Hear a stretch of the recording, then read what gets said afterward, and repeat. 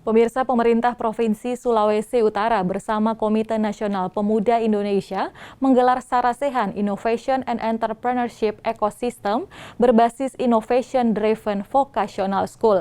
Diharapkan melalui kegiatan ini menciptakan para lulusan SMK yang berdaya saing di dunia usaha. Kegiatan yang berlangsung di Aula Mapalus kantor gubernur ini dimoderatori oleh Putri Pariwisata 2016 dengan menghadirkan dua narasumber yang terbaik.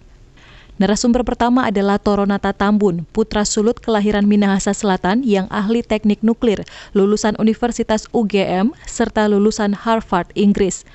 Narasumber kedua adalah Wikan Sakarinto, Direktur Jenderal Pendidikan Vokasi Kementerian Pendidikan, Kebudayaan, Riset, dan Teknologi Republik Indonesia.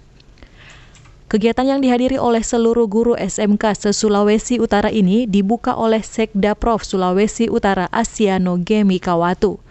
Dengan dua narasumber yang luar biasa tersebut, diharapkan kegiatan Sarasehan ini memberikan pencerahan bagi guru-guru agar dapat mempersiapkan para siswa SMK siap memasuki pasar kerja.